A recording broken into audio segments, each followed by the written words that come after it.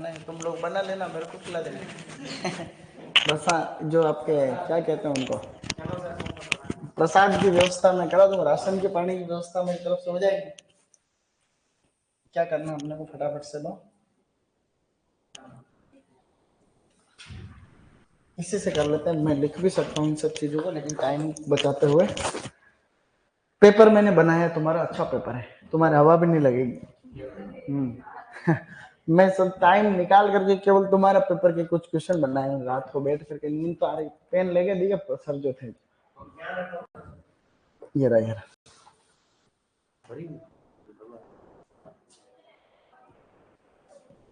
शाबाश, बैठ जा बैठ। साथियों, जैसा कि आप सभी जानते हो कि कल हम पढ़ रहे थे, उसी में आज हम बात करेंगे। बेटा बैठ जाओ, तुमको क्या चाहिए?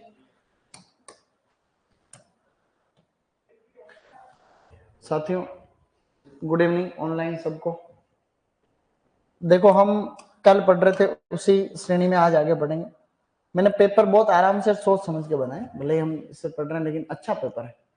8-10 क्वेश्चन, 20 क्वेश्चन आएंगे शायद, तो उसमें से कुछ क्वेश्चन तो मैंने रात को बैठ के बनाए अच्छे। हैंडबुक ऑफ हॉर्टिकल्चर से मैंने कहा कुछ ऐसे बेसिक है, कोई कठिन तो एक भी नहीं, चीजें तो वही है सब। तुम एक जगह तुम बैठ कर नहीं सकते, बेटे तो चल नहीं, कोई दूर दूर बैठो, दूर बैठो इस बंदे से। ये क्या बिना बिना बोले क्या रह नहीं सकते? कुछ लोग क्या रोकड़े पे पैर लग जाता है ना कई बार, तो वो घूमता रहता है जिंदगी भर ऐसे। साथियों, न्यूट्रिशन के बारे में हम कल बात कर रहे थे कि भाई हम फ्रूट वेजिटेबल खाते हैं इसलिए कि उनके अंदर कोई ना कोई पोषण वैल्यू होती। सबसे पहले हम विटामिन की बात ही कर रहे हैं, तो विटामिन ए से हम स्टार्ट करेंगे। तो विटामिन ए जो होता है उसे हम लोग रेटिनॉल या फिर केरोटीन कहते हैं। रेटिनॉल कह दो चाहे केरोटीन कह दो, सोर्स काम की चीज। इसके अंदर मैंगो होता है, मैंगो में सबसे ज्यादा विटामिन ए होता है जो कि 4800 IU होता है, और उसके बाद में पपाया। फ्रूट में तो यह है, और वेजिटेबल में ज्यादा होता है कैरेट के अंदर। अब ये जो IU है ये तो मापने की यूनिट है, इससे कोई बड़ी बात नहीं। जितने भी फैट सोल्यूबल विटामिन है, फैट सोल्यूबल, उन सभी फैट सोल्यूबल विटामिन को हम इंटरनेशनल यूनिट में मापते हैं। और जितने भी वाटर सोल्यूबल है, जितने भी वाटर सोल्यूबल है उनको मापेंगे मिलीग्राम पर 100 ग्राम के हिसाब से। ये भी IU प्रति 100 ग्राम। तो विटामिन बी और विटामिन सी को तो मिलीग्राम में मापेंगे बेटा, और इसको अंदर हम लोग IU में आएंगे। विटामिन ए की डेफिशिएंसी से एक तो नाइट ब्लाइंडनेस होती है। नाइट ब्लाइंडनेस, जीरोसिस कहते हैं इसको। नाइट ब्लाइंडनेस को निक्टोलोपिया भी कहते हैं, निक्टोलोपिया। निक्टोलोपिया के अंदर क्या होता है? निक्टोलोपिया तो निक्टोलोपिया में लोपिया हल्के अंधेरे में आदमी को दिखते ही नहीं। अंधेरे में तो किसको भी नहीं दिखता। अंधेरे में दिखता क्या तुमको? किसी को नहीं दिखता। बैठो, अंधेरे में किसी को नहीं दिखता, इसमें हल्के अंधेरे में भी दिखना बंद हो जाता है। रतौंधी, हाँ इसको हम रतौंधी कहते हैं।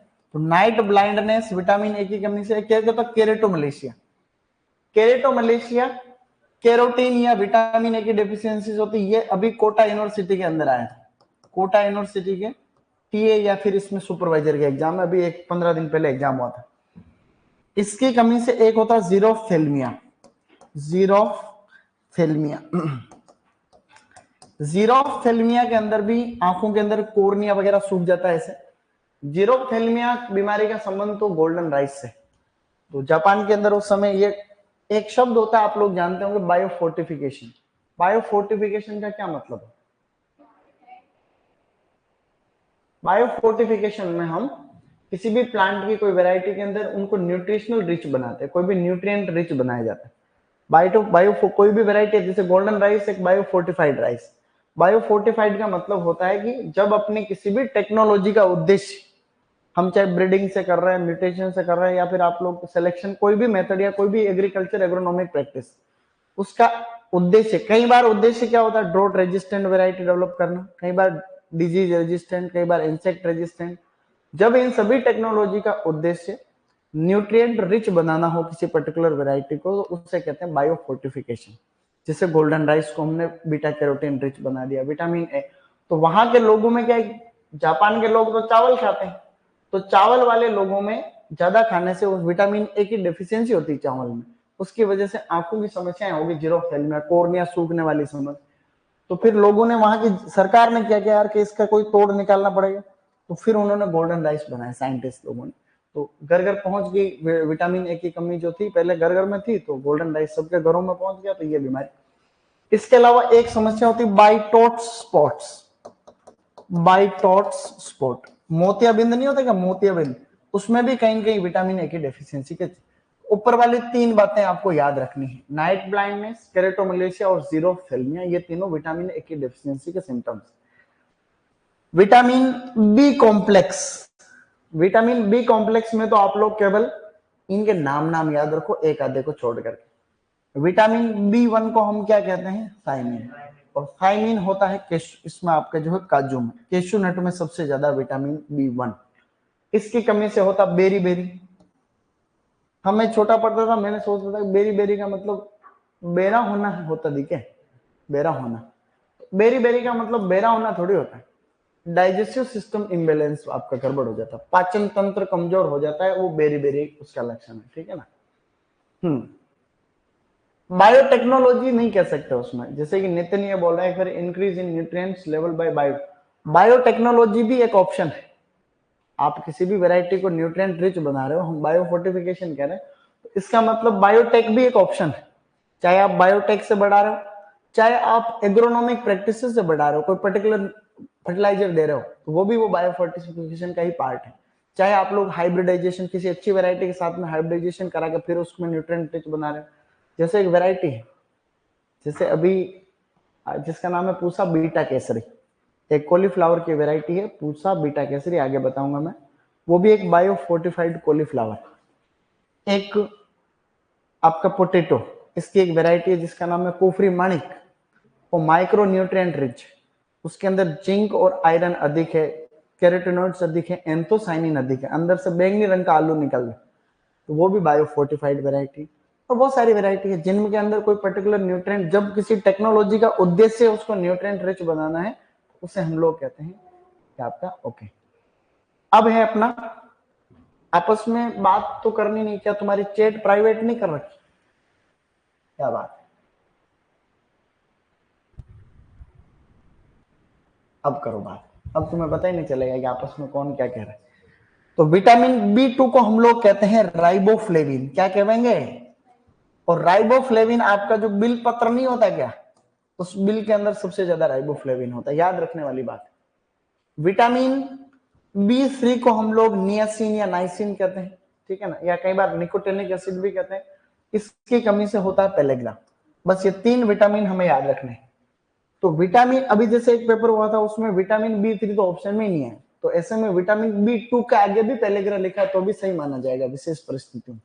कोटा यूनिवर्सिटी या जोबनेर के अंदर प्रश्न आया था कि इस तरीके से मैच पेयर दे रखे थे मैच करने, तो विटामिन बी थ्री था ही नहीं उसमें पेलेग्रा, उसमें अंदर दूसरा कोई ऑप्शन था वो गड़बड़ दे रखा था, तो विटामिन बी टू के आगे पेलेग्रा लिखा हो, तो ऐसे केस में ऐसा भी सही हो जाएगा। आगे के केवल नाम नाम याद रखने जो कि आपको पहले से याद है। विटामिन बी फाइव को कहते हैं पेंटोथेनिक एसिड, पांच मतलब पेंटा, तो ऐसे याद रख सकते हैं B five.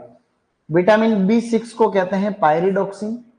Vitamin B seven यानी बायोटीन, ये बायोटीन को विटामिन एच भी कहते हैं।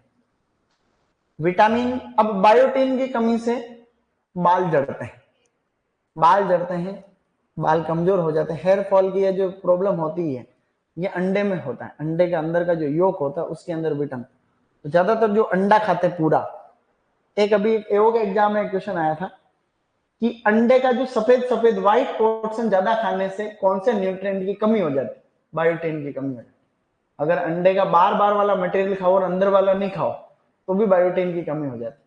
तो बालों की सबसे बड़ी समस्या, दिक्कत यह है कि बायोटीन का ज्यादातर फ्रूट वेजिटेबल सोर्स नहीं है, तो बायोटीन, जिंक, ये इस तरीके की चीजें खाने से बालों की हेल्थ अच्छी रहती। तो जो अंडे खाते हैं उनके बाल मजबूत रहते हैं, अच्छे रहते हैं, मांसाहारी लोगों के भी ठीक रहते हैं। ये देखो इसके बाल तो नहीं जल रहे तुम्हारे, उदयपुर में आने के बाद में अच्छे अच्छे बाल झड़ने लग जाते। विटामिन B9 को फोलिक एसिड कहते हैं और विटामिन B12 को साइनोकोबालेमिन या कोबालेमिन कहते हैं। विटामिन ये देखो लिखा है लीवरी क्या, लीवर किडनी वगैरह। विटामिन B12 की कमी है वो लीवर और किडनी खाओ, ठीक है। तो आप लोग जो है इस तरीके से लीवर और किडनी खाने से, किडनी लीवर और किसकी खाओगे, किससे पता चलता है तुमको? जैसे तुम मुर्गा खा रहे हो उसमें लीवर का कैसे पता चल जाता? कैसे? नहीं, ऐसे काटते हुए तो देखा मैंने। मेरे दोस्त है जो एक बार हम मीटिंग से आ रहे थे तो रास्ते में मुर्गे की दुकान पे रोके उन्हें, मैंने कहा देखे तो सही करते कैसे, तो बेचारे वो मुर्गे पे एक उधर मुर्गे वेट कर रहे थे तब किसका नंबर आएगा, पकड़ के लिया मुर्गे को और यूं पकड़ के गर्दन अलग, बेचारे पंखों को खींच खींच के पंख निकाल देते हैं। बाद में थोड़ी देर तक तो जिंदा रहता होगा वो, फिर उसके पैरों को कट कर देते हैं, पैरों को नहीं, वो तो काटते हैं तो मैं क्या करूं? तो याद आ रहा है, तुम नहीं खाती हो क्या? अरे ऐसा क्या, खाना चाहिए। मैं नहीं खाता, मैं तो दूर रहता हूँ, हाथ नहीं लगाता, खाने वालों से दूर रहता हूँ। देखने तो वो मेरे साथ वाले थे, तो मैंने कहा होती कैसे प्रोसेस, तो वो बेचारे का पूरे को चमड़ी को उसको खींच करके अलग कर लिया, अंदर का मटेरियल बचा। और ये मांसाहारी लोग होते हैं उसकी टांग को पकड़ के फिर खाते हैं उसको, जब वो करते हैं ये खाता है लड़का ही। एनीमिया होता है जो इससे परनीसियस एनीमिया, एक तरीके से जैसे आयरन की कमी होती है, खून की कमी होती है, उसी तरीके से ये भी जो है हीमोग्लोबिन की कमी हो जाती है। परनीसियस एनीमिया विटामिन B12 की कमी से होता है। ऐसा क्वेश्चन अपने नहीं आता, क्वेश्चन तो सोर्स का आएगा आपके, और इनकी डेफिशिएंसी सिम्टम से आएगा, वो भी किससे आएगा? जिसमें हॉर्टिकल्चर का कोई सोर्स है उसी की डेफिशिएंसी आएगी। जैसे वो यूनिवर्सिटी में आपका केरेटोमलेशिया का आ गया, जीरोथैलेमिया का पहले बहुत बार आया हुआ है, और नाइट ब्लाइंडनेस तो 9वीं 10वीं की क्लास में ही आ जाता है। सबसे इंपॉर्टेंट है विटामिन सी। विटामिन सी को हम लोग एस्कॉर्बिक एसिड कहते हैं। ये अब एस्कॉर्बिक एसिड सबसे ज्यादा किसमें होती है? Barbados cherry. तो बारबेडोस चेरी में हाईएस्ट लगभग 1000 to 4000 मिलीग्राम पर 100 ग्राम के हिसाब से। बारबेडोस चेरी का अगर नाम याद रखना चाहो तो इसका नाम भी याद कर सकते हैं। बारबेडोस चेरी चूंकि नया फ्रूट आया आपके, इसको कहते हैं मालफिगिया प्यूनिसिफोलिया। इसमें अलग अलग किताबों में अलग अलग दे रखा, एक भी किताब में यूनिक भी, ये सारे डेटा लगभग वेरीज, ये बदलती रहती है चीजें, लेकिन प्रश्न जब आता है तो आप आराम से कर पाते हो उसको। ऐसा कभी नहीं आएगा कि 1000 2000 3000 4000, ऐसे ऑप्शन थोड़ी आएगा, ऐसा नहीं आता कभी। अभी BHU के पेपर में क्वेश्चन आया था कि भाई आंवले में विटामिन सी होता, बहुत अच्छी बात है, कि कितना होता है? 600 मिलीग्राम पर 100 ग्राम होता है। गुआवा में कितना होता है? तो 299 मिलीग्राम होता है। कई बुक के अंदर दे रखा है 260 से 300 मिलीग्राम। तो एक ही बात है, उसमें कौन सी बड़ी बात होगी? ये हम ऑप्शन देख करके आराम से कर पाते हैं। तो ये आपको ऑर्डर ध्यान रखना है, बारबेडोस चेरी, आंवला और गुआवा एक घटता क्रम। इसकी फैमिली होती है मालफिगेसी फैमिली के अंदर बारबेडोस चेरी। तो बारबेडोस चेरी को मालफिगिया प्यूनिसिफोलिया कहते हैं। हल्का और फुल्का अपने को ध्यान रखना, ज्यादा लोड नहीं। मिर्च में बहुत अच्छा विटामिन सी होता है। मिर्च 150 मिलीग्राम के आसपास, याद नहीं रखना। क्वेश्चन ये आता है कि कौन सी वेजिटेबल जो है विटामिन सी का अच्छा स्रोत है, तो हरी मिर्च। करेला भी विटामिन सी का अच्छा, फिर नींबू आता है बाद में, नींबू या नींबू वर्गीय फल, सिट्रस। बारबेडोस चेरी का क्वेश्चन तो तुम जेट में खूब पढ़े हो, तो ये यहीं से स्टार्ट हो गया, पहले नहीं आता था, अभी आने लगा। चेरी होती है, चेरी नहीं देखी तुमने कभी? तो चेरी जैसी चेरी होती है बारबेडोस चेरी, जो है बिल्कुल चेरी ही होती है, कोई अलग से कोई बड़ी बात नहीं। थोड़ी टेस्ट अलग होता होगा, मैंने खाया तो नहीं है, देखो।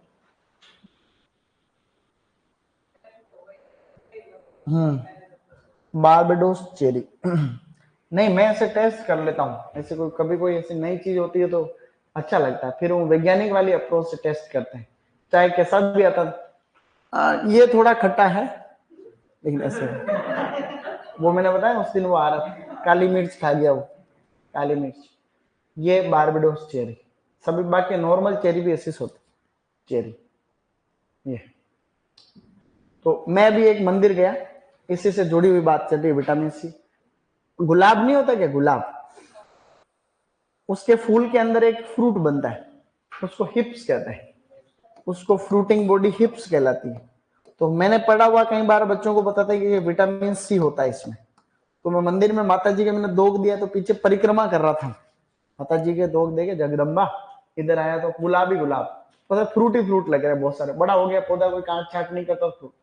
मैंने कहा विटामिन सी होता तो टेस्ट तो करे, तो मैंने वो फ्रूट को लेके मैंने टेस्ट किया तो बिल्कुल खट्टा खट्टा टेस्ट आ रहा था, अच्छा टेस्ट, खट्टा टेस्ट, अच्छा टेस्ट, तो विटामिन सी होता। मैंने कहा सही बात है क्या नहीं। तो इस तरीके से तो विटामिन सी की कमी से क्या होता है, स्कर्वी, मसूड़े खराब हो जाते हैं, ब्लीडिंग होती है, स्कर्वी, ये स्कर्वी होता है, ये इसमें स्कर्वी इस तरीके से। तो ये विटामिन सी है। विटामिन सी ज्यादा इंपॉर्टेंट है क्योंकि सोर्स इसके अपने पास में है। विटामिन डी को हम लोग कहते हैं कैल्सीफेरोल, या इसको कहा जाता है अर्गोस्टेरोल। इसको कहते हैं अर्गोस्टेरोल, इसको कहते हैं बच्चों अर्गोस्टेरोल, अर्गोस्टेरोल। ये याद रखना है इंपॉर्टेंट, क्योंकि कोटा यूनिवर्सिटी में फिर विटामिन डी की जगह उन्होंने लिखा अर्गोस्टेरोल। तो अर्गोस्टेरोल भी विटामिन डी को ही कहते हैं। विटामिन डी के सोर्स में आपकी सनलाइट है, कोई दिक्कत नहीं। इसकी कमी से जो प्रॉब्लम होती है उसमें है रिकेट्स। रिकेट्स वयस्क जो एडल्ट होते हैं उनकी, ये हड्डियों से संबंधित जितने भी विटामिन डी की प्रॉब्लम है ये सारी आपकी। पिजन चेस्ट होता है, पिजन चेस्ट मतलब कबूतर जैसी छाती हो जाती बच्चों। और ओस्टियोमलेशिया जो होता है, ओस्टियोमलेशिया, ओस्टियोमलेशिया, ये ओस्टियोमलेशिया गर्भवती महिलाओं में, तो हड्डियों की जो वीकनेस होती है ये अलग अलग है। तो रिकेट्स हो चाहे पिजन चेस्ट, कबूतर जैसी छाती हो जाती है, छोटे बच्चे होते हैं ये। इसके सोर्स तो फिर बायोफोर्टिफाइड है, सोया मिल्क बायोफोर्टिफाइड है। बायोफोर्टिफाइड मतलब फिर आर्टिफिशियली इनके अंदर विटामिन डी ऐड कर रखे। अपने क्रॉप में ऐसा कोई है नहीं जिसको याद रखा जाना चाहिए। विटामिन डी में भी कई होती है, फिर मैं एक दिन बात करूं, विटामिन D1, D2, D3 ऐसे और भी चीजें होती है, तो डॉक्टर लोग इस बारे में ज्यादा जानते हैं। तो विटामिन पिजन चेस्ट छोटे बच्चे होते हैं, तुमने कई बार, अभी तो इसकी ज्यादा इसे लफड़ा पता नहीं, बाकी इसे कबूतर जैसे बच्चे हो जाते हैं, ऐसे ऐसे उड़ते नहीं है, लेकिन छाती जो होती है ऐसे। इसका मतलब यूं है कि भाई यहाँ से हड्डियां उसकी चौड़ी हो जाती, बाकी इसके जो अंग होते हैं वो अर्धविकसित या अल्पविकसित रह जाते हैं। तो सिर छोटा हो जाता, सीना फूल जाता है, ये पिजन चेस्ट का मतलब छाती फूल जाती है। तो ये ये याद रखनी तीनों बातें, बोलो osteomalacia, pigeon chest and rickets. अब विटामिन ई को हम टोकोफेरोल कहते हैं। टोकोफेरोल की कमी देखो कि क्या क्या सोर्स है। एक तो इसमें है ड्राई फ्रूट्स, टोकोफेरोल के सोर्स हैं ड्राई फ्रूट्स, ड्राई फ्रूट्स यानी कि आलमंड है, वॉलनट है, या फिर आप लोगों के जो कैशू नट, काजू वगैरह। ज्यादा बादाम खाने से विटामिन ई की अधिकता हो जाती है। आज मैं एक डॉक्टर को सुन रहा था, एक डॉक्टर के बारे ऐसे ही आ रही थी न्यूज, तो मैंने उसका इंटरव्यू देखा, तो उसने कहा लोग कहते हैं कि विटामिन ई की कमी हो गई है तो बादाम खाओ। अगर एक्सेस बादाम खा लेते हो तो विटामिन ई की अधिकता हो जाती है, जिससे पेट गड़बड़ करता है, पेट गड़बड़ करता है, उसमें अलग तरीके की समस्या हो जाती है। विटामिन ई बहुत इंपॉर्टेंट विटामिन है। ये अगर नहीं हुआ तो स्टेरिलिटी हो जाएगी। स्टेरिलिटी का मतलब आपका रिप्रोडक्शन जो सिस्टम है, रिप्रोडक्टिव सिस्टम वीक हो जाएगा, जो कि सबसे इंपॉर्टेंट सिस्टम। इसे हम लोग कहते हैं एंटी स्टेरिलिटी विटामिन। क्या कहते हैं? Anti sterility vitamin. अभी इस साल एओ में एक क्वेश्चन आया था कि which of the following vitamin is known as anti sterility vitamin. तो एंटी स्टेरिलिटी विटामिन किसको कह रहे हैं अपन? विटामिन ई को। और विटामिन डी में आपको लिखना है अर्गोस्टेरोल, जो कि इंपॉर्टेंट है। विटामिन के, विटामिन के को हम फाइलोक्विनोन कहते हैं, फाइलोक्विनोन। विटामिन बी6 को तो हम कहते हैं पायरिडोक्सिन, और विटामिन के को हम कहते हैं फाइलोक्विनोन। इसकी विटामिन के सोर्स में आप देखोगे तो green leafy vegetables, green leafy vegetables, हरी पत्तेदार सब्जियों में विटामिन के अच्छा होता है, जैसे कि पालक। पालक के अंदर सबसे ज्यादा जो है विटामिन की अच्छी मात्रा में पाया जाता है। इसकी कमी से होता है लेक ऑफ ब्लड क्लोटिंग। मतलब आपके ब्लड क्लॉट नहीं बनता है, कहीं चोट वोट लगी तो खून आते रहेंगे, रुकेंगे भी नहीं। तो ये हमने अभी थोड़े थोड़े विटामिन के बारे में बात की। इजी क्वेश्चन आता है इन सब के नाम। अभी कोटा में जो यूनिवर्सिटी का टीए का एग्जाम हो, उसमें विटामिन के आगे इनके नाम ही दे रखे थे केवल। तो विटामिन डी के आगे अर्गोस्टेरोल, और उधर विटामिन कौन सा मैंने बताया था, ऐसे करके 4 थे कुल मिला के, और उनकी कमी से क्या हो रहा था ऐसा भी दे रखा था। तो हमें ये आना चाहिए सबके नाम, सभी सब्जेक्ट में आता है ये टॉपिक। अंडे का वो बार बार वाला खाने से कौन सी बीमारी होती, मतलब कौन सी का मतलब बायोटीन की कमी हो जाती है बॉडी में। अंडे का अगर आप योक योक खाते हो, ये एओ का क्वेश्चन है इस साल। अंडा नहीं खाता हो तो मजे कर, अंडे नहीं खाता हो तो कोई टेंशन नहीं। तो इसका सोर्स जनरली कम होते हैं, तभी तो जनरली कुछ लोगों में क्या होते हैं, फायदा तो क्या है उसमें, यूं है कि भाई कि नहीं अंडे खाने चाहिए, सरकार भी ऐसा कहती है अंडे। अब देसी अंडे कौन से होते हैं, 80 रुपए के 35 रुपए के, वो अंडे तो कड़कनाथ के आते हैं। कड़कनाथ नहीं, वो तो मैं समझा, लेकिन मैं यूं कहना चाह रहा हूँ भाई आजकल की एक कंपनी है, वो क्या अंडे पैक करके बेचती, और उनकी पैकिंग इतनी जबरदस्त है भाई। एक तो नॉर्मल अंडा साइज में बड़े होते हैं, जो आर्टिफिशियल अंडे होते हैं वो साइज में बड़े होते हैं, और जो नेचुरल अंडे होते हैं, जो जैसे कड़कनाथ और ये मुर्गा, जैसे कड़कनाथ का मुर्गा उसके अलग भाव चलते हैं, और एक मुर्गा जो है कड़कनाथ के अंडे अगर आते हैं या कोई देसी मुर्गे के अंडे आते हैं छोटे साइज, उनकी रेट अलग। उनके उनको पैक कैसे करते हैं, इतने शानदार पैकिंग, गोल डब्बे में पैक, और अंदर एक लंबी सी प्लेट, उसमें अंडे रखे, उसमें पैक करके, ऐसे लगता है जैसे अब कोई डायमंड निकलेगा। ऐसी अच्छी वास्तव में पैकेजिंग का बहुत फर्क पड़ता है। तो अंडे जो होते हैं आर्टिफिशियल जो अंडे आते हैं, अभी और कोई तरीका नहीं, और कोई तरीका क्या है, प्रोडक्शन बढ़ाना है तो आप लोगों को टेक्नोलॉजी। आर्टिफिशियल केक किसको रहे हो तुम लोग, कोई प्लास्टिक के अंडे तो आने से रहे, हम मुर्गियों को इंजेक्शन देकर के फर्टिलाइज कर रहे हैं, वही तो आर्टिफिशियल तुम कहना चाह रहे हो। हाँ तो वो आर्टिफिशियल कहाँ हुआ, मुर्गे के वही प्रोसेस से निकल रहा है एक तरीके से। हाँ हाँ, जो मैं कह रहा हूँ भाई, एक तरीका तो ये है कि भाई कोई हमने लैब में अंडा बना लिया, वो तो आर्टिफिशियल अंडा है। ये अभी अनफर्टिलाइज अंडे जो आते हैं, ये इनको तुम आर्टिफिशियल अंडे कह रहे हो। हाँ तो आर्टिफिशियल तो क्या है, ये तो वो प्रोसेस से तो वही निकल रहा है। तो मुर्गी के अंदर कोई ना कोई रिप्रोडक्टिव प्रोसेस तो हो रही है, तभी अंडे उसी प्रोसेस से बाहर आ रहे। अंडे जो आ रहे हैं तो है तो मुर्गी से ही निकल रहे अंडे, जीव नहीं होता, तभी तो कह रहा हूँ भाई प्रोटीन तो होता है, प्रोटीन तो होता तभी तो दुनिया अंडे खा रही। अगर प्रोटीन नहीं हो, न्यूट्रिशन नहीं हो, तो क्यों अंडे खाएंगे। तो देसी और परदेसी का फर्क तो मैं कल भी बता रहा था तुम्हें, देसी और विदेशी में फर्क तो होगा।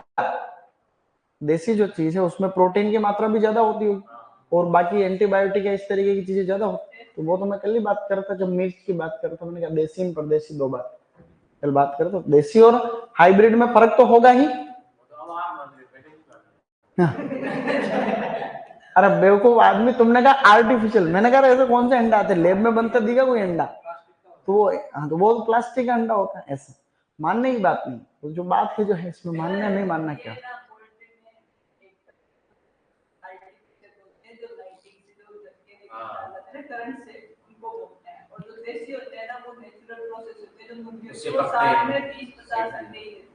हाँ वो तो मैं समझ गया, वो तो मैं समझ रहा हूँ भाई।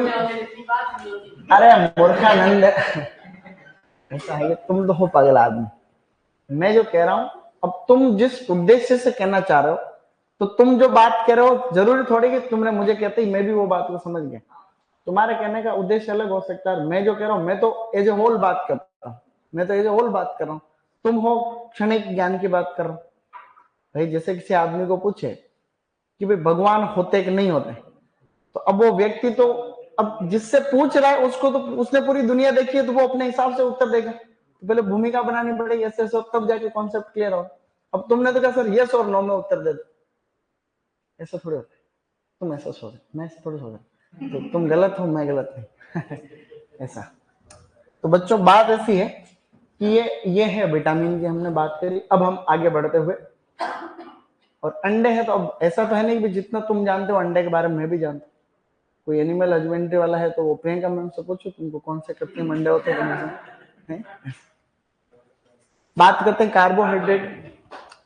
कार्बोहाइड्रेट का क्योंकि प्री पीजी में कभी क्वेश्चन आ जाए तो कार्बोहाइड्रेट हाईएस्ट होता है एप्रिकॉट में, ड्राई एप्रिकॉट, खुबानी होती है ना, खुबानी, एक खुबानी फ्रूट होता है जिसे हम कहते हैं एप्रिकॉट। तो जो ड्राई एप्रिकॉट है, एप्रिकॉट, उस एप्रिकॉट के अंदर हाईएस्ट जो है आपका ये कार्बोहाइड्रेट होता है।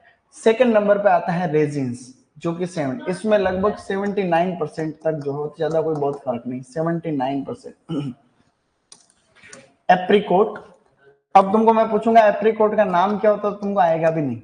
एप्रिकॉट का साइंटिफिक नाम क्या होता है? प्रोनस आर्मेनिका। तो ये रेजिन, रेजिन कहते हैं किशमिश को, तो दूसरे नंबर पर किशमिश, फिर आता है डेट पाम यानी कि खजूर, उसके बाद में आता है बनाना जिसमें 27%। अभी यहीं पे मैं 2 क्वेश्चन मेंशन कर रहा हूँ, जनरली एप्रिकॉट वगैरह का भी नहीं आता क्वेश्चन। फर्स्ट ग्रेड का अभी इस साल का पेपर हो, तुम पेपर देखते हो कि नहीं देखते हो? ये सब कोई जो रिसेंट पेपर होता है राजस्थान का, कोई आरपीएससी का, तो ये सब पेपर देखा करा। पेपर देखने से अपने को कई चीजें समझ में आती। तो डेट पाम जो है, उस डेट पाम के अंदर ये सबसे ज्यादा होता है, ऐसा फर्स्ट ग्रेड में क्वेश्चन है, क्योंकि ऑप्शन में रेजिन नहीं, ये कुछ नहीं। और एसीएफ का पेपर हुआ था, उसमें था कि भाई ये जो है कार्बोहाइड्रेट का अच्छा सोर्स कौन सा है, उसमें ऑप्शन में मैंगो है, पपाया है, आपका गुआवा है और बनाना। ऐसे केस में बनाना हो गया। तो इस तरीके से 2 प्रश्न आ गए। वेजिटेबल्स में जो तुम सबकी फेवरेट वेजिटेबल है उसको हम लोग कहते हैं कसावा। लगभग 38% तक कसावा को टेपियोका कहते हैं। हाँ बेटा, एप्रिकॉट का है प्रूनस आर्मेनिका। तो इसको अभी लिखने की जरूरत थोड़ी है, ये तो पढ़ा रखा ना पहले, तुम्हारे पास नोट्स नहीं, तुम उसको लिखा करो। प्रूनस आर्मेनिका ऐसे। तो ये कसावा का फ्रूट, तुमने एक नाम सुना होगा सेगो। सेगो हम कहते हैं साबूदाने को, साबूदाना। प्री पीजी का क्वेश्चन है, अगर सिलेबस में है नहीं वैसे तो ये सभी, सेगो कहते हैं साबूदाने को। तो साबूदाने बनते हैं कसावा से। कसावा को हम कहते हैं मनी होट एस्कुलेंटा, मनी होट एस्कुलेंटा, बाद में पढ़ेंगे तो और याद हो जाएगा। ये मनी होट एस्कुलेंटा, यूफोर्बिएसी फैमिली में। कसावे का प्लांट बहुत जोरदार लेवल। कसावा का प्लांट पपीता जैसे ही छोटा सा प्लांट होता है ऐसे, इसके नीचे इस तरीके से ट्यूबरस रूट्स लगती है गुच्छे में ऐसे। तो इसको पौधे के ऊपर से काट के इसको पकड़ के खींचते हैं यहाँ, तब जाकर के अंदर से इतने सारे गुच्छे में निकलता है। तो इसमें कार्बोहाइड्रेट बहुत होता है, इससे साबूदाना बनता है। तो कसावा से बनता है साबूदाना। साबूदाने को कहते हैं रूट यूज करते हैं, सही कह रहा है, देखो वो तभी तो रूट बनाई उधर। साबूदाने के इसमें टेपियोका के बाद में आपका शकरकंद है, स्वीट पोटैटो, और उसके बाद में है पोटैटो, 28% और लगभग 22%। ये आपको ध्यान रखना ऑर्डर। तो कार्बोहाइड्रेट अच्छी बात, फिर प्रोटीन। प्रोटीन काजू में सबसे ज्यादा, कैशू नट में 21 पॉइंट समथिंग, 21 लिखा हुआ राउंड फिगर में, और आलमंड में 20 पॉइंट समथिंग। तो कोई बहुत ज्यादा फर्क नहीं है काजू, इसमें काजू में और बादाम में, इस प्रोटीन में कोई बहुत फर्क नहीं, 1% से भी कम का फर्क है। तो सबसे ज्यादा फिर भी जो ज्यादा है, जिसमें ज्यादा ही रहेगा, तो कैशू नट में पहले नंबर पे है, फिर आलमंड के अंदर, बाद की बात बाद में। वेजिटेबल के अंदर हरा मटर जो होता है, ग्रीन पी, इससे भी ज्यादा प्रोटीन होता है लीमा बीन में। लीमा बीन, लीमा बीन में लगभग 7.9% तक प्रोटीन होता है। अक्सर आते नहीं ये चीजें, लेकिन फिर भी आ जावे तो लीमा बीन। तो ग्रीन पी सेकंड नंबर पे, हरा मटर, और उसके पहले है लीमा बीन। बीन मतलब फली होती है, जैसे ग्वार फली होती है, जैसे सेम की फली होती है, वैसे लीमा बीन। फेजुलस लेनेटस कहते हैं उसको, फेजुलस लेनेटस, बाद में वापस बढ़। इस लीमा बीन के अंदर ऑफन क्रॉस पोलिनेशन पाया जाता है। ये क्वेश्चन आता है जेआरएफ वगैरह के एग्जाम में। लीमा बीन में ऑफन क्रॉस पोलिनेटेड क्रॉप है, बाद में पढ़ेंगे जब वेजिटेबल पढ़ेंगे। तो हमने प्रोटीन में काजू याद रखना है, और इसके अंदर लीमा बीन, और फिर ग्रीन पी, हरा मटर। फेट में, फेट को हम कहते हैं वसा, तुमको पता भी नहीं, बोलो वसा। वसा वोलनट, क्या याद रखोगे? वसा वोलनट। तो वसा यानी कि फेट सबसे ज्यादा वोलनट में, लगभग 64%। सेकंड नंबर पे आलमंड 58%, और फिर कैशूनट। दो दो याद रखने।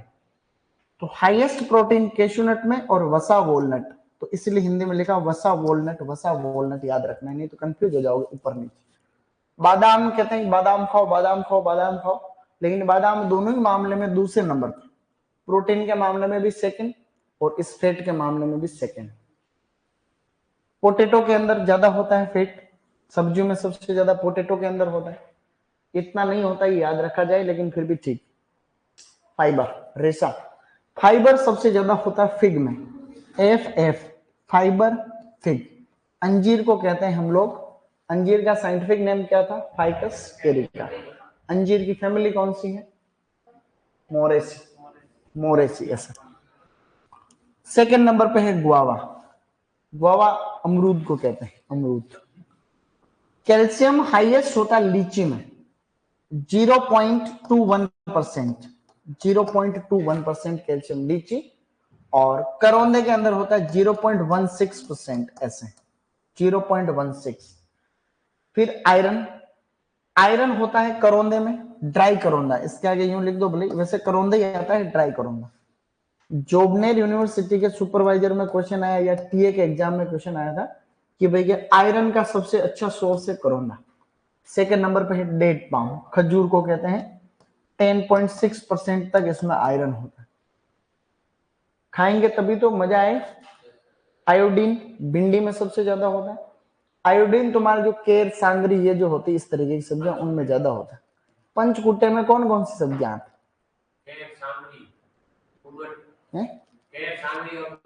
कुमट इसको कहते हैं पता नहीं, और काचरी और पंचकुटा। पंचकुटा में 5 चीजें होती हुई, वो प्रश्न पूछा था किसी में, वो मैंने सुन रहा था। तो पंचकुटा में केर तो मैं जानता हूँ, सांगरी मतलब ये खेजड़ी की सांगरी, केर का मतलब केर के फ्रूट होते हैं, और केर सांगरी, और केर में भी, केर में और सांगरी में आयोडीन अच्छा होता है, जामुन में भी आयोडीन अच्छा होता है। केर सांगरी, काचरी मतलब काचरा लगता है उसको सुखाने के बाद, और फिर कुमटा क्या होता है,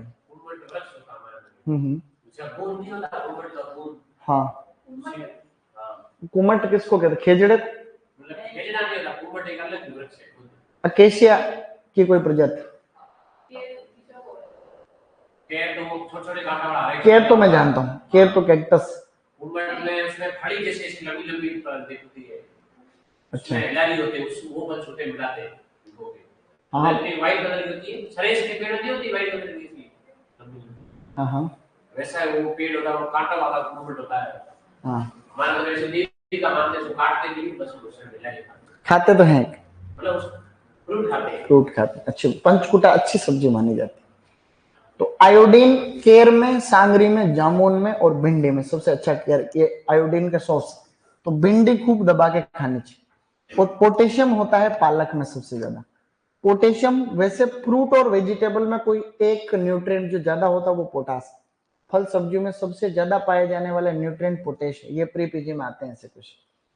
तो ये हमने बेसिक पढ़ी, लेकिन ये कोई छोटी चीज नहीं, सबसे इंपॉर्टेंट चैप्टर है ये, सबसे इंपॉर्टेंट। फ्रूट में हो, सुपरवाइजर में हो, 2 सुपरवाइजर के रिसेंट एग्जाम दोनों में 2-2 क्वेश्चन इसी से आ गए, 2-2 क्वेश्चन आए इनमें से, इसका मतलब कहीं कहीं इंपॉर्टेंट। प्रोटीन की कमी से आपने देखा होगा क्वाशोरकोर नामक प्रॉब्लम होती है, प्रोटीन की डेफिशिएंसी से क्वाशोरकोर, क्वाशोरकोर प्रोटीन की कमी से एक होता मरस्मस, मरस्मस और क्वाशोरकोर ये प्रोटीन की डेफिशिएंसी से होते हैं। और ये क्वाशोरकोर जो है ये अभी उस कोटा यूनिवर्सिटी में या आपकी जोबनेर यूनिवर्सिटी में आया था कि भाई क्वाशोरकोर किसकी कमी से होता है, तो ये प्रोटीन की कमी से होता है क्वाशोरकोर। तो क्वाशोरकोर, मरस्मस, प्रोटीन की कमी से जब कोई प्रॉब्लम होती है तो मसल्स वीक होते हैं, जब कोई कैल्शियम या विटामिन डी की कमी से कोई प्रॉब्लम होती है तो ऑस्टियो से रिलेटेड प्रॉब्लम, हड्डियों से रिगार्डिंग समस्याएं होती है, ऐसा हमको हल्का बोलता। क्या ये तुमको याद रहेगा, गुड। अब ये इंस्टीट्यूट आगे, उससे पहले भी मेरे को कुछ बेसिक सी बातें आपको बताने की इच्छा। अब कभी आपको कोई क्वेश्चन जैसे लाइन लिख लेना आप लोग, उसमें एक तो याद रखनी है कि फ्रूट्स एंड वेजिटेबल्स लिखो, मैं बोल रहा हूं जो, उसी टॉपिक में नीचे लिख लो छोटे छोटे पॉइंट्स। सबसे पहले लिखो क्वाशोरकोर तो लिखना ही है, प्रोटीन की डेफिशिएंसी। अब लाइनें बोल रहा हूं जो लिखना है। Fruits and vegetables are known as protective food, are also known as protective food. Fruits and vegetables are also known as protective food. Protective food. तो फ्रूट्स एंड वेजिटेबल्स को हम कहते हैं प्रोटेक्टिव फूड, पहली बात। सेकेंड पॉइंट आप लोगों को लिखना है major nutrient present in fruits and vegetables, potassium. Major nutrients present in fruits and vegetables, potash या पोटेशियम, ये आता रहता है क्वेश्चन। Major nutrient present in fruits and vegetables, potassium या पोटास। तीसरा पॉइंट लिखना है, सब्जियों में सब्जियां फैट की बड़ी गरीब स्रोत होती, मतलब वेजिटेबल्स के अंदर फैट नहीं होता है, 0.1% से भी कम होता है। तो आप लोग लिख लो इसमें कि वेजिटेबल्स आर, लाइन लिखो बेटे, vegetables are not rich in fat content, vegetables are not rich in fat content which is vegetables are not rich in fat content which is less than 0.1%, which is less than 0.1% in most of the vegetables. Vegetables are very poor source of fat content which is less than 0.1% in most of the vegetables. ज्यादातर सब्जियों में fat 0.1% से भी एक जो है 0.1% से भी कम होता है, यानी कि सब्जियां सबसे खराब स्रोत किसकी है, फैट। फैट नहीं होता, इसलिए सब्जियां खानी चाहिए। मशरूम क्यों खा रहे हैं, मशरूम में फैट नहीं होता, फैट होता तो नुकसान करता है। ज्यादा फैट अगर एक्सेस हो जाता है तो कोलेस्ट्रॉल बढ़ रहा है, फैट बढ़ रही है, मोटापा बढ़ रहा है, कई तरह की समस्या। इसलिए तो हम कहते हैं सब्जियां खाओ। डॉक्टर के पास जाते हो जब बीमार हो रही है, बुखार आ रही है, समस्या हो रही, डॉक्टर कहता है फ्रूट खाओ, कहता है एप्पल खाओ, फिर वो कहता है वेजिटेबल खाओ, सब्जी पत्तेदार सब्जियां खाओ, कहता नहीं कहता डॉक्टर। इसका मतलब दम तो है। अब एक बेसिक सी बात आपको बता रहा हूं कि फ्रूट और वेजिटेबल में डिफरेंस क्या होता है बेसिक। अगर कोई पूछे भी ठीक है चलो तुम पढ़ रहे हो हॉर्टिकल्चर, कोई दिक्कत नहीं, आप लोग बताओ फ्रूट्स और वेजिटेबल्स के अंदर। यस, ऐसे हमें कुछ बातें ध्यान रखनी। अब फ्रूट का तो हम लोग जनरली मेच्योर्ड ओवरी खाते हैं। क्या खाते हैं, matured ovary. Generally mature ovary जो होती फ्रूट की खाई जाती। सब्जियों में आप लोग फ्रूट भी खा सकते हो किसी वेजिटेबल का, आप लोग कोई लीफ या लीव्स भी हम लोग खाते हैं, स्टेम भी खाते हैं, रूट भी खाते हैं। लेकिन फ्रूट की हम कोई रूट थोड़ी खा सकते, फ्रूट की रूट नहीं खाते, फ्रूट की पत्ती थोड़ी खा सकते। वेजिटेबल्स में हम ये अपने को लिखना है बाद में एक कोने के अंदर अच्छे तरीके से। दूसरा, ये तो हम एडिबल पार्ट की बात होगी, ये तो है एडिबल पार्ट, एडिबल पार्ट जो है एडिबल पार्ट। दूसरा हम बात करें नेचर के हिसाब से, तो फ्रूट्स जो होते हैं वो एसिडिक नेचर के होते हैं, एसिडिक नेचर। और वेजिटेबल्स जो होती है वो बेसिक या एल्कलाइन नेचर की होती है, alkaline nature. Except tomato, tomato जो होता है वो वेजिटेबल होने के बावजूद एसिडिक नेचर का होता है।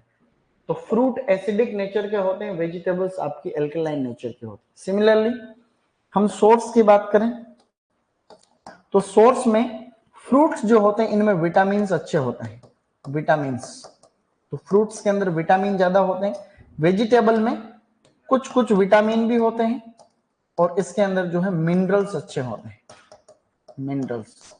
वेजिटेबल्स जो होती है वो फ्रूट्स एंड मिनरल्स के अच्छे सोर्स होती है, जबकि फ्रूट के अंदर विटामिन ज्यादा होता है, उसके अंदर जनरली विटामिन तो होते ही, मिनरल ज्यादा होता है।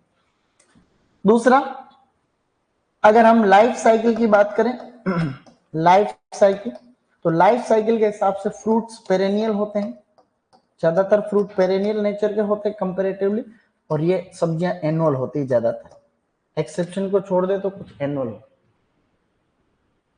दूसरा, फ्रूट जो होते हैं उनको हम जनरली कच्चा खाते हैं, सब्जियां जनरली कुक्ड खाई जाती, पकाने के बाद में खाते हैं। बेसिक अंदर कभी इंटरव्यू में पूछते हैं इस तरीके का प्रश्न, कभी फ्रूट और वेजिटेबल में क्या अंतर है, ऐसे पूछ लेंगे तो तुमको आएगा भी नहीं।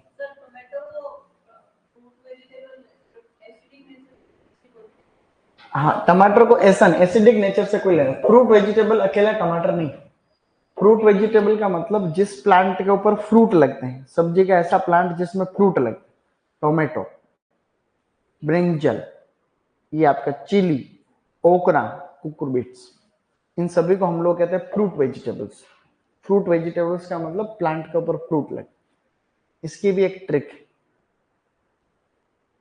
डन। उस ट्रिक में यूं है कि जितनी भी फ्रूट वेजिटेबल्स होती है वो गर्मी की जलवायु चाहिए, उनको गर्म वार्म क्लाइमेट चाहिए, वेदर। और जितनी भी रूट लीफी और कॉल क्रॉप्स होते हैं उनको ठंडी जलवायु चाहिए। ये भी ट्रिक है याद करने की, बाद में बताऊंगा। तो इनमें से इंपॉर्टेंट पॉइंट कौन कौन से हैं? ये बीच वाला, ये प्रिजर्वेशन में काम आएगा, ये पॉइंट और ये वाले दोनों पॉइंट। तो फ्रूट्स जो होते हैं वो एसिडिक नेचर के होते हैं और वेजिटेबल्स जो होती है वो एल्कलाइन नेचर की होती है, एक्सेप्ट टोमेटो। टोमेटो जो है वो इधर आ जाए। और वेजिटेबल्स जो होती है जनरली विटामिन और मिनरल्स, और उधर वो विटामिन का अच्छा सोर्स होता है। ये बेसिक सा अंतर है जो कि हमको याद रखना चाहिए साथियों। अब आगे इंस्टीट्यूट है बहुत सारे। अब इन इंस्टीट्यूट को हम बार बार पढ़ेंगे, रिपीटेडली पढ़ेंगे तो याद हो जाएंगे। मैं तुमको ऐसे ही शॉर्टकट में बता दूंगा, ज्यादातर इसमें लिखे हुए हैं। अगर कोई नहीं है तो हम ऐड कर लेंगे उसमें, समझ रहे हो क्या? अगर कोई नहीं होगा तो हम ऐड कर लेंगे। तो अगला टॉपिक बड़ा प्यारा सा है, उसको हम लोग कहते हैं इंपोर्टेंट इंस्टीट्यूट्स। Important institutes. मैं भी एक सेकंड के लिए सोच रहा था कि तुम्हारी क्लास खत्म हो जाएगी, उसके बाद मेरी कोई क्लास नहीं है, लेकिन अभी याद आया कि आज अपन आगे चल रहा, उसके बाद एक क्लास और है। मेरे को ऐसे एक सेकंड के लिए फिर गई रोज वाली, जिनका ये खत्म हो जाएगी फिर तो फिर अचानक से 1 मिनट बाद पता चला है नहीं, ऊपर मेरे सुपरवाइजर में है। क्या आपका मैटर? आपका मैटर तुमको उधर बैठा दूंगा पकड़ के, ध्यान रखना। ये ऐसा। तो ये इंपोर्टेंट इंस्टीट्यूट जो है बच्चों, इसमें हम याद रखेंगे। कभी भी कोई आएगा CI, इसका मतलब central institute, national institute, Indian institute, ये सारी सारी शॉर्ट फॉर्म। NRCs आएंगे, इसका मतलब नेशनल रिसर्च सेंटर्स। NRCs मतलब नेशनल रिसर्च सेंटर्स। कुछ आएगा CC तो आएगा नहीं, आएगा तब बात करें। डायरेक्टरेट आएंगे कुछ। तो अब हम सबसे पहले 2-3 अच्छे अच्छे इंस्टीट्यूट इंपोर्टेंट है, आएगा क्वेश्चन, आता रहता है, हमको आने भी चाहिए, बेसिक है। सबसे पहले है CIAH। बोलो CIAH, central Institute of Arid horticulture. पहले मैं बोलूंगा, बाद में आप लोग बोलो। Central Institute of Arid horticulture. क्या बात है, बोलो। बीकानेर, राजस्थान। कोई भी वैरायटी देखो जिसके आगे गोमा शब्द लगा हुआ है या उसके आगे थार शब्द लगा हुआ है, ये वैरायटी वहीं से निकलती है। CIAH। बोलो CISH, central Institute of subtropical horticulture, Lucknow, Uttar Pradesh. ये बहुत प्यारा सा इंस्टीट्यूट है। इसके बारे में तुमको 2 क्वेश्चन बताता हूं, बड़े काम है। यहाँ पे एक फ्रूट के ऊपर तो काम होता है, गुआवा, और एक फ्रूट है मैंगो। गुआवा और मैंगो पे यहाँ पे ज्यादा काम होता है। गुआवा की 2 बहुत प्यारी सी किस्में यहाँ से डेवलप है, ललित एंड श्वेता। ललित एंड ललित अमरूद की किस्म के अंदर से रेड फ्लेश होता है। कैसा होता है? Red flesh. तो ललित एंड श्वेता। मैंगो की एक वैरायटी है अंबिका, ये हाइब्रिड है, अंबिका एंड अरुणिका। ये दोनों किस्में भी कहां से डेवलप है? अंबिका एंड अरुणिका। ये दोनों किस्में CISH। क्वेश्चन क्या है? सुपरवाइजर 2012 बताया था एक दिन शायद कि red fleshed variety of guava Lalit is developed from CISH। अभी इसी साल का फर्स्ट ग्रेड के एग्जाम का क्वेश्चन है कि Ambika variety of mango is developed from CISH Lucknow. तो ये दोनों किस्में याद रखना। ये तो हाइब्रिड है, ये दोनों किस्में हाइब्रिड है।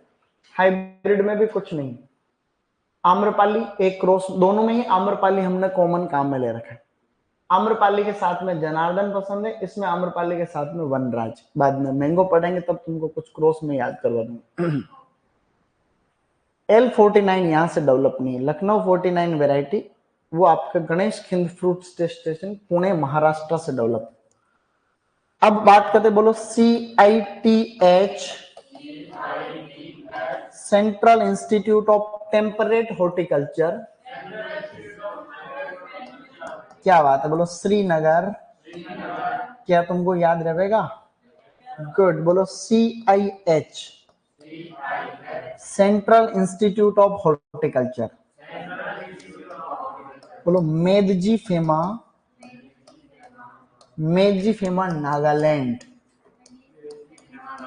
ये 2-3 साल पहले ही ये डेवलप है, तो इसको नहीं लिखा हुआ तो कहीं ऐड कर देंगे, वैसे लिखा हुआ होगा। नागालैंड यूनिवर्सिटी, कौन सी यूनिवर्सिटी नागालैंड?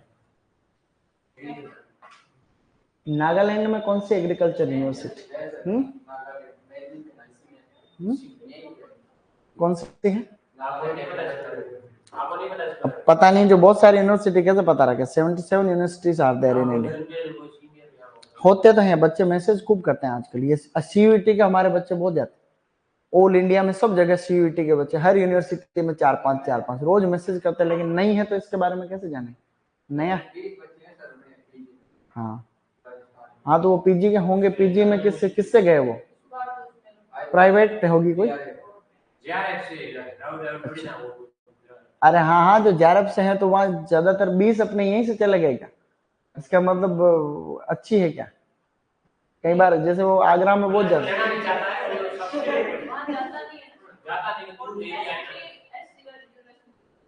ऐसा है कि अपने कोशिश करो कि यहाँ आसपास की यूनिवर्सिटी करो अच्छे से। आसाम तक जाओ, मणिपुर में इम्फाल में अगर होता है तो जाओ। इम्फाल मणिपुर में होता है, सेंट्रल यूनिवर्सिटी में तो चले जाओ, खूब पैसा उधर, अच्छी है वहां पे अपने मिलने वाला बंदे।